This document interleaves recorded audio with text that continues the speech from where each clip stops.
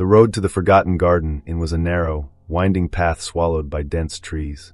The branches overhead formed a canopy that blocked out the moonlight, leaving the road bathed in an eerie darkness. Sarah gripped the steering wheel tightly, her breath fogging up the windshield as an unnatural chill seeped into the car. As she approached the inn, her headlights illuminated the first glimpse of the garden. It was magnificent yet unsettling. Flowers of impossible colors swayed gently, though there was no breeze. Thick vines curled like skeletal fingers around the wrought iron fence, their thorns glinting in the faint light. The inn itself emerged from the shadows, an aging Victorian structure with ivy crawling up its walls like veins feeding an ancient heart. The windows, dark and lifeless, seemed to watch her approach. Sarah felt a shiver run down her spine, though she brushed it off as exhaustion from her long drive. Stepping out of the car, she immediately noticed the silence. No rustling leaves, no chirping crickets, no sound at all, only her footsteps crunching the gravel path. The air carried a sweet, almost sickly aroma, like overripe fruit mixed with decay. Sarah paused at the gate of the garden, hesitant to move closer. She could have sworn she saw the shadows shift among the flowers, as though something was crawling just out of sight. Her instincts screamed to turn back, but curiosity pushed her forward. "It's just an old garden," she muttered to herself, her voice trembling slightly. Inside the inn, the receptionist greeted her with a too-wide smile, his eyes darting nervously to the garden visible through the large bay window. "Welcome," he said, his voice barely above a whisper. "Stay inside after dark, and whatever you do, don't walk through the garden at night." His words sent a jolt of unease through her, but before she could ask why, he quickly handed her the key and disappeared into the shadows of the hallway. Her room was small but cozy, with antique furniture that creaked under her touch. Yet, the unease didn't leave her. Through her window, she had a perfect view of the garden, now bathed in moonlight. The plants seemed alive, their movements slow but deliberate, like they were reaching for something. The shadows between the trees deepened, forming shapes that defied logic. As she watched, a figure appeared among the flowers. It was faint, like a mirage, but unmistakably human.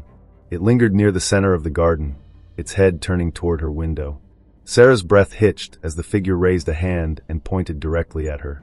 Before she could react, it dissolved into the darkness, leaving the flowers swaying violently as if in protest. The feeling of being watched was suffocating. She drew the curtains, her hands trembling, and locked the door. The walls of her room seemed to close in, and the silence grew heavier, pressing against her ears. Then, faintly, she heard it, a low whisper, rising from the garden. It was indistinct but persistent, like a distant voice calling her name. Fear gripped her as she backed away from the window, her mind racing. What had she just witnessed? Was it a trick of the light, her imagination, or something far darker? Little did she know, the garden had noticed her arrival. And it was only the beginning. Don't forget to like the video, subscribe to Haunted Grounds, and stay tuned for the next chilling chapter in Sarah's journey. That night, Sarah barely slept. Her dreams were vivid, unsettling. She wandered through the garden under a pale, cold moon. The flowers whispered her name, their voices soft yet insistent, pulling her deeper into the labyrinth of vines and shadows. As she reached the garden's heart, she saw it, a twisted tree with roots writhing like serpents. Its bark glistened as though wet with blood, and hanging from one of its branches was a silver locket, gleaming in the dim light. She reached for it, but before her fingers could touch it, she woke up, gasping for air. The morning brought little comfort. Determined to shake off the nightmare, Sarah decided to explore the inn. While examining the antique furniture in the sitting room, she noticed an odd creak beneath her feet. The floorboard was loose, and her curiosity got the better of her. She pried it up, revealing a small, leather-bound book, its edges worn and fragile. The diary belonged to Eliza Moreau, the enigmatic owner of the inn nearly a century ago. As Sarah flipped through its pages, she discovered Eliza had been more than a botanist. She had been a recluse, consumed by her experiments with the garden. Her notes described awakening the roots of life, blending botanical science with arcane rituals. One entry, scrawled in shaky handwriting, stood out: "The garden demands. I have given it all, yet it hungers for more. Tonight, I shall offer what it craves most, the essence of the living." Sarah's hands trembled as she read. Her unease deepened when she found another note, this one a torn scrap tucked between the pages. It bore the faint outline of a song, a lullaby her grandmother used to hum when Sarah was a child. The tune came rushing back to her, filling her mind with memories she had long buried. Her grandmother sitting by the fireplace, humming the haunting melody as Sarah drifted to sleep. But why was it here? Why would her grandmother's lullaby appear in the diary of a woman who had died decades before Sarah was even born? The revelation left her reeling. She felt an inexplicable connection to this place, as if her arrival had been predestined. As the day wore on, she couldn't shake the feeling that the garden was watching her, waiting. She ventured outside to clear her head, but avoided stepping too close to the vines. Even in broad daylight, the plants seemed alive, their leaves twitching ever so slightly in her direction. She couldn't ignore the growing sense that something, or someone, had brought her here deliberately. Later, in her room, Sarah inspected the locket she had seen in her dream. To her astonishment, she found it hidden beneath a pile of dried flowers on the room's mantel. Its surface was engraved with intricate patterns, and when she opened it, she found a faded photograph of a young girl who looked strikingly familiar. It was her grandmother. The discovery filled her with dread. How was her family tied to this place? Why had her grandmother never spoken of it? And what was the true nature of the garden? The questions clawed at her mind, but answers seemed just out of reach. As night fell, the whispers returned, more distinct this time. They seeped through the walls, coiling around her like invisible vines. Sarah tried to block them out, but one word stood out amidst the murmurs: remember. Her mind raced as fragments of forgotten memories began to resurface. She recalled a distant summer, visiting her grandmother's home, where she had found a strange flower pressed between the pages of an old book. Her grandmother had snatched it away, warning her never to touch it again. The same flower now bloomed outside her window, its petals glowing faintly in the dark. Sarah's connection to the garden was undeniable, but what terrified her most was the growing realization that her family had been part of its dark history. As the whispers grew louder, she knew one thing for certain: the garden wasn't just a cursed place. It was waiting for her. The third night at the forgotten garden brought an oppressive silence that clung to the air like a suffocating fog. Sarah sat on the edge of her bed, clutching the silver locket she had found. Its weight felt unnatural in her hands, as though it carried a history too heavy for her to bear. The whispers from the garden had grown louder, forming words that danced on the edge of understanding. They spoke of an offering, Abe's sacrifice. Each word struck her like a blade, cutting through her fragile composure. Determined to understand, she ventured into the sitting room once again. This time, she noticed something she had missed before: a hidden door behind an old tapestry. Its frame was carved with intricate floral patterns that seemed to pulse under her touch. Behind the door was a narrow staircase descending into the earth, the air growing colder with each step. At the bottom, Sarah found herself in a hidden chamber filled with strange artifacts: jars of dried plants, blackened candles, and a withered journal lying open on a stone altar. The pages detailed a ritual to appease the garden's hunger. It required a deeply personal sacrifice, a cherished memory, an irreplaceable object, or even a part of the soul. The final line read, "Choose wisely, for the garden takes more than it gives." Before she could process the horror of the words, she heard a faint cry. Turning, she saw a shadowy figure at the edge of the room, its form flickering like a candle in the wind. It whispered her name in a voice that sounded achingly familiar. "Sarah, you cannot run." Panicking, Sarah fled back to her room. But the garden would not let her escape its grasp. Her dreams that night were a maelstrom of terror, visions of her grandmother surrounded by flowers that twisted and grew, consuming her body. A voice echoed through the chaos: "Only the bloodline can end it." When she awoke, the locket burned hot against her skin. On impulse, she opened it and found the photograph inside had changed. Her grandmother's face was replaced by her own, her eyes wide with fear. The realization hit her like a freight train. The garden wasn't just demanding a sacrifice. It wanted her. As she stood trembling, a knock came at her door. The innkeeper entered, his face pale, his hands shaking. He thrust a yellowed letter into her hands. "This was left for you," he said, before retreating without another word.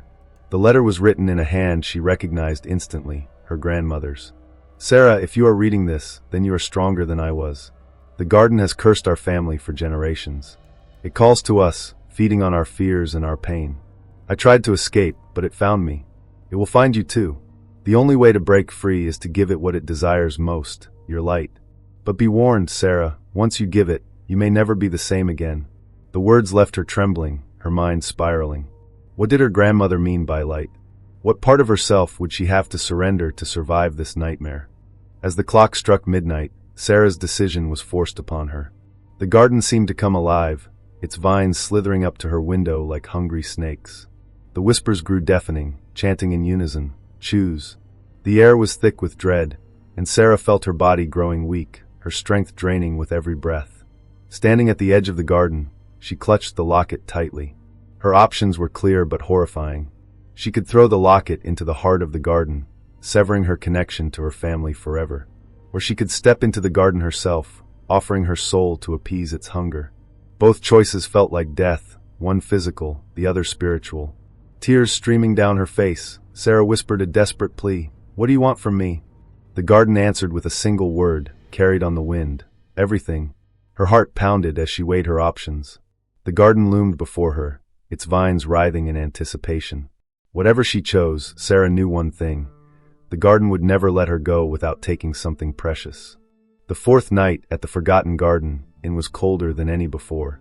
The air seemed unnaturally still, as if the world itself was holding its breath. Sarah sat in her room, her eyes fixed on the garden below. The vines twisted and coiled like serpents in the moonlight, their shadows stretching unnaturally across the ground. It felt as though the garden was alive, its movements deliberate, its gaze unrelenting.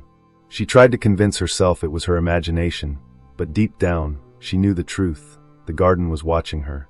The whispers began softly, faint murmurs that seemed to seep through the walls. At first, Sarah thought it was the wind, but the sounds grew clearer, taking the form of words, fragmented, overlapping voices calling her name.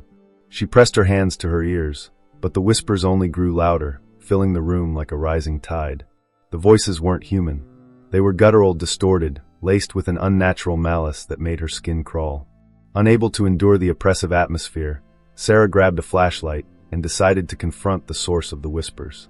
Armed with the locket and the journal she had found, she stepped cautiously into the hallway. The inn was eerily quiet, the only sound the creak of the floorboards beneath her feet.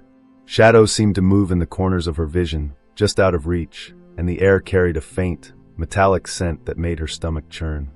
As she descended the stairs, the whispers grew louder, more distinct. They seemed to come from the garden itself, pulling her toward the bay window in the sitting room. The garden looked different now, darker, more menacing. The flowers glowed faintly, their petals pulsing like beating hearts. The vines swayed unnaturally, as though reaching for her through the glass. Suddenly, a loud knock echoed through the room. Sarah spun around, her heart pounding, but no one was there. The knock came again, louder this time, and she realized it was coming from the front door of the inn. Trembling, she approached and hesitantly opened it, revealing nothing but the night. The garden loomed before her, its shadows impossibly deep. Then she saw it. A figure stood at the edge of the garden, barely visible in the moonlight. It was tall, gaunt, its features obscured by the darkness. As Sarah stared, the figure slowly raised an arm, pointing directly at her. Her flashlight flickered, the beam struggling against the oppressive blackness. The figure took a step closer, and Sarah stumbled back, slamming the door shut.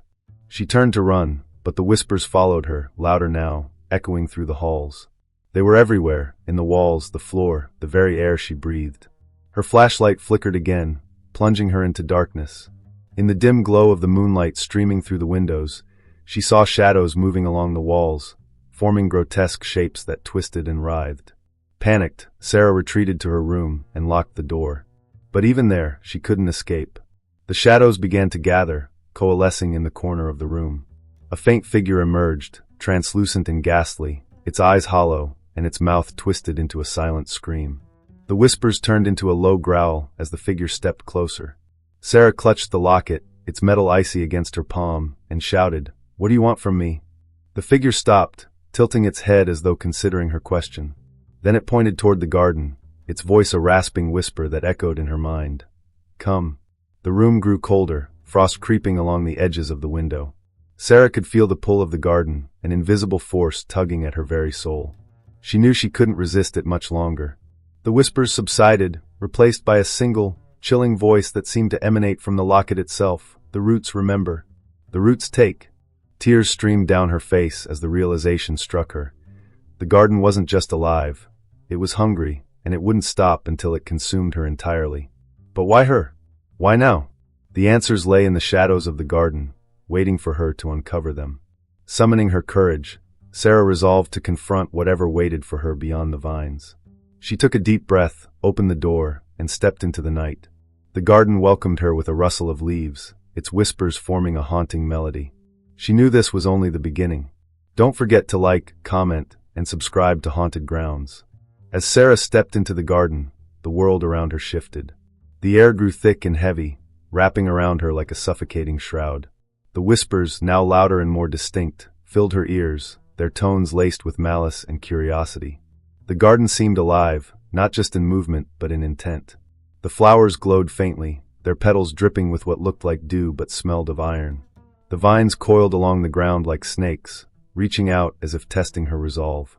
Her flashlight flickered, the beam dimming as though the light itself was being swallowed by the darkness. Shadows stretched unnaturally long, slithering across the ground, converging toward her. Sarah gripped the locket tightly, her knuckles white with tension, as she forced herself to take another step. Each movement felt like a gamble, as though the ground beneath her feet might give way to the unknown. The whispers began to change.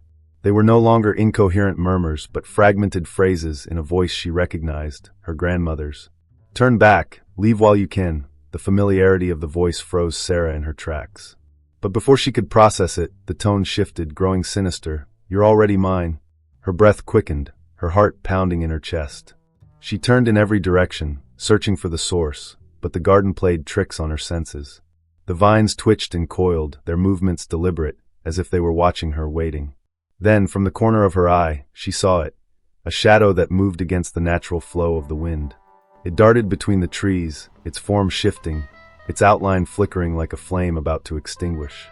Suddenly, the ground beneath her feet began to pulse, a rhythmic thrum that matched the frantic beating of her heart. She stumbled backward, her flashlight tumbling to the ground and casting an eerie glow on the garden. In the dim light, she noticed something horrifying: faces. They were faint but undeniable, pressed against the surface of the vines like imprints trapped in translucent green. Their expressions were frozen in silent screams, their mouths open wide as if gasping for air. The whispers turned into a cacophony, a relentless assault on her mind. They spoke of fears she thought she had buried long ago.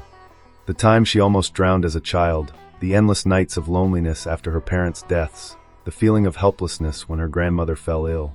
The garden knew her. It knew her deepest vulnerabilities and wielded them like weapons. "Why are you doing this to me?" she cried out, her voice shaking with both anger and fear.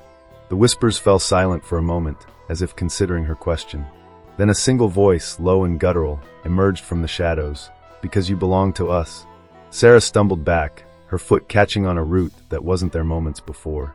She fell hard onto the cold, damp ground, the locket slipping from her grasp and landing a few feet away.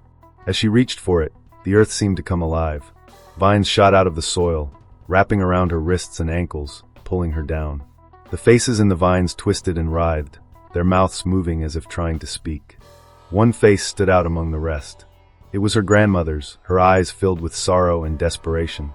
"Sarah," the face whispered, its voice strained, "you can't fight it. You have to give it what it wants." Tears streamed down Sarah's face as she screamed, struggling against the unrelenting grip of the vines. The garden seemed to tighten its hold with every breath, its intentions clear. It wanted her fear, her memories, her very essence. But as the terror threatened to overwhelm her, a spark of defiance ignited within. Sarah reached for the locket with every ounce of strength she had left, her fingers brushing against its cold surface. The vines recoiled slightly, hissing as though burned. She clutched the locket tightly, and the whispers grew frantic, overlapping in a chaotic roar. The garden was testing her, tempting her to surrender to the fear, to give in and let it consume her. But Sarah realized that fear was its weapon, and she could fight back. "You won't take me," she whispered through gritted teeth, her voice trembling but resolute. The garden's response was a deafening roar, the vines snapping and twisting violently as the ground beneath her began to crack. The battle was far from over, but Sarah's defiance was a spark in the darkness, a glimmer of hope in a nightmare that refused to end. The garden seemed to pulse with rage as Sarah's defiance echoed through the air. The once subtle whispers now became a deafening cacophony, each voice screaming in a language she didn't understand. The ground beneath her feet trembled violently, as if the entire garden was alive and seething. The vines that had recoiled moments before surged forward again, more aggressive, their thorn tendrils slicing through the air like predators closing in on their prey. Sarah clutched the locket, its surface now strangely warm, and felt a strange pull emanating from it. It was as if the object carried a fragment of the garden's power, but also something else, something that resisted its darkness. Her grandmother's face flashed in her mind, her voice echoing softly through the chaos. The roots remember. The roots take, but the roots can also be severed. Summoning her courage, Sarah forced herself to stand.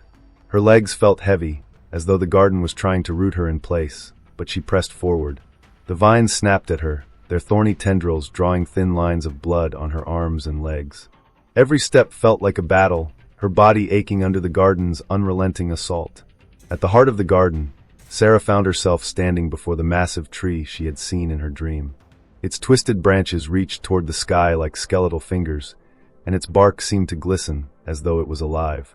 At its base, the ground was blackened, as if scorched, and the air was thick with the stench of decay. The whispers quieted, replaced by a single deep voice that resonated through the earth itself. "You have come to the roots, child. You know what must be done." The tree began to move, its massive roots pulling free from the ground and writhing like the tentacles of some ancient beast.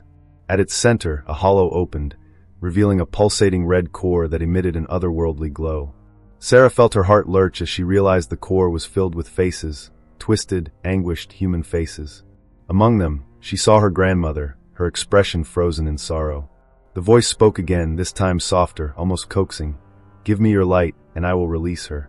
Your grandmother will be free. You will be free. But you must choose, Sarah. Sacrifice yourself, or leave and let the garden claim another." Tears streamed down Sarah's face as the full weight of the choice settled on her shoulders. Her hands trembled as she held the locket tighter, its warmth spreading through her fingers. She could feel the presence of her grandmother, the love they had shared, the memories that tied them together. The garden wanted her to surrender, to give up her soul to feed its insatiable hunger. But Sarah couldn't ignore the growing realization that there was something deeper at play. She knelt before the tree, staring into its glowing core. "You don't want me," she said, her voice cracking but determined. "You want my fear, my pain, but I won't give it to you." The tree's response was immediate and violent. The roots lashed out, wrapping around her arms and legs, lifting her off the ground. The air grew cold, and the whispers returned, now pleading and mocking all at once. "You cannot resist. You are mine."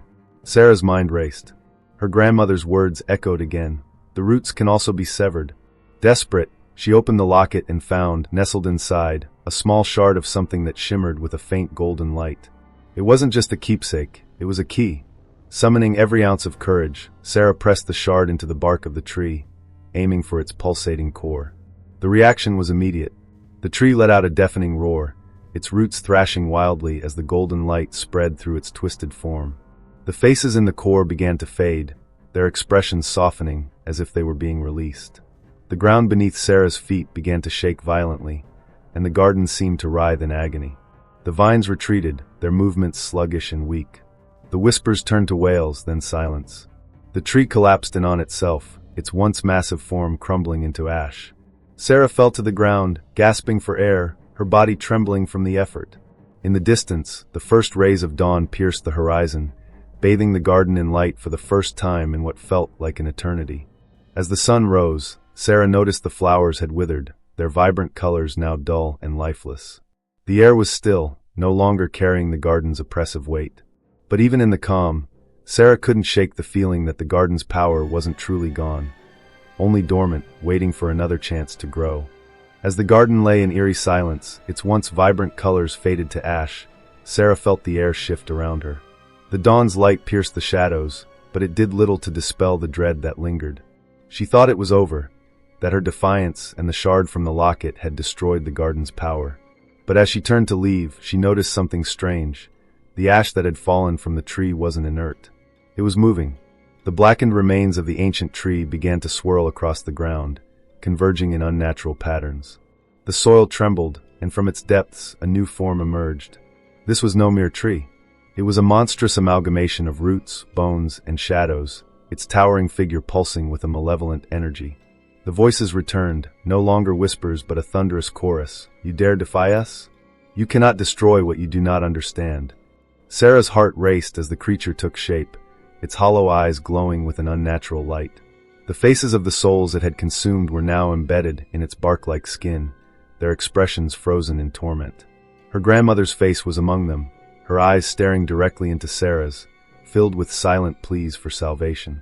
The creature's roots lashed out, splitting the ground as it moved with terrifying speed. Sarah barely dodged the first strike, the force sending her tumbling into the dirt. Her body ached, and her breaths came in ragged gasps, but she refused to give in. She clutched the locket, now cold and lifeless, its shard used and spent. The creature's voice boomed again. "You are the last. You are the key.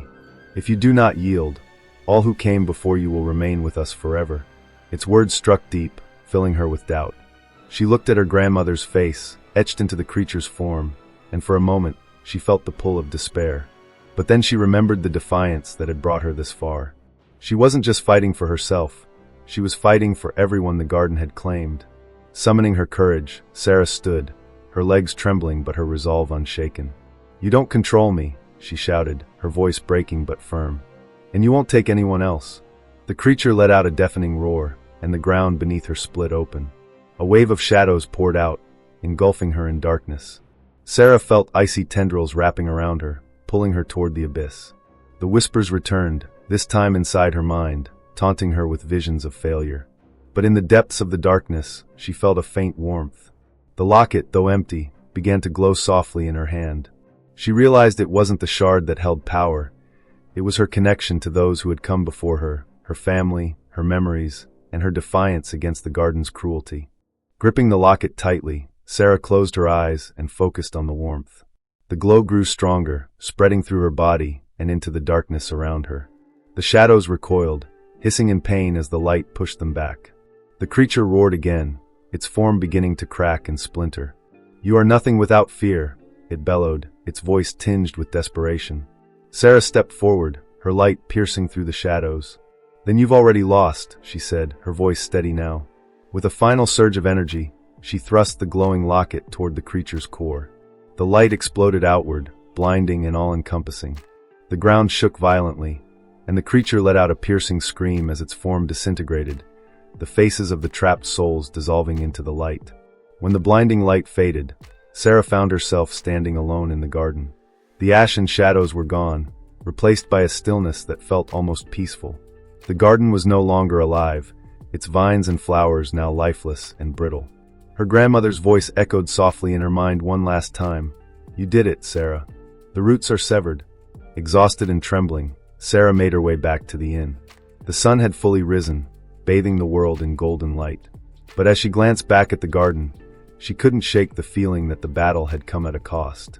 The faces of the lost souls were gone, but their presence lingered, a haunting reminder of what had been.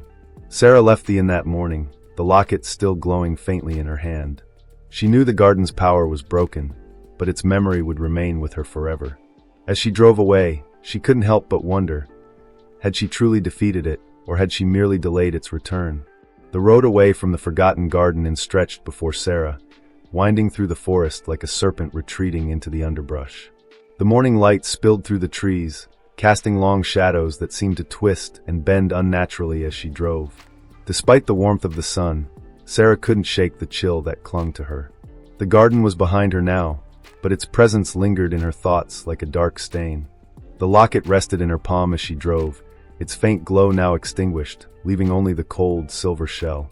It should have been a sign of victory, a symbol that she had broken the garden's curse, but instead, it felt like a reminder of the faces she had seen in the tree, the voices that had haunted her, and the ominous final words of the garden, "You are the last."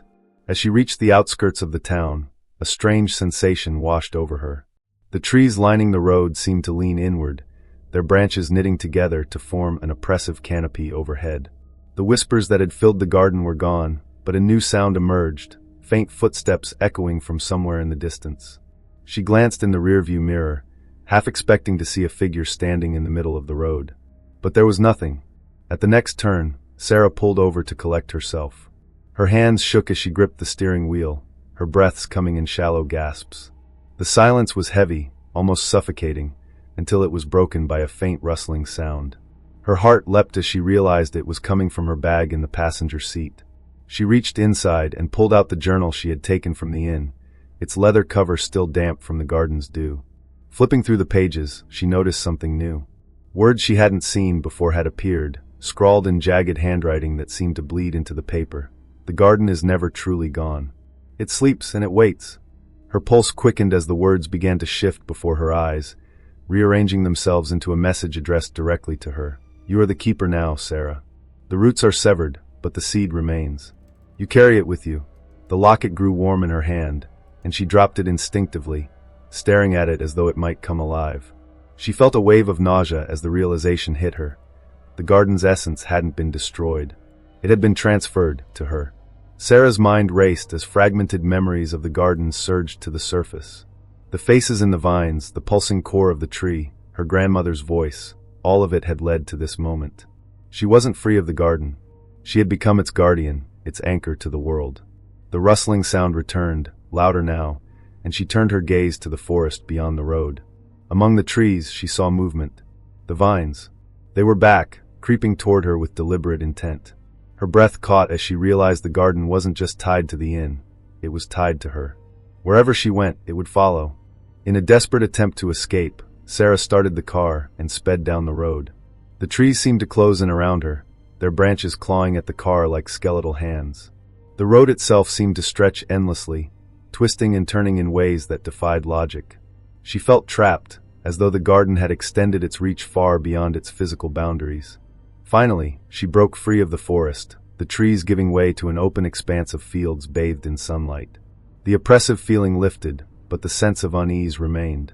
She glanced at the locket one last time, its surface now marked with faint, glowing lines that formed a shape eerily similar to the tree at the garden's heart. The garden had let her go for now. But Sarah knew it wasn't over. She was no longer just a survivor. She was a vessel, carrying the garden's dormant power within her. The mystery of its origin, its hunger, and its connection to her family remained unanswered, a dark thread woven into her life. As she drove further from the inn, she couldn't help but look at the passing fields and forests with suspicion. Was it truly gone? Or was it merely waiting, biding its time until it could take root once again?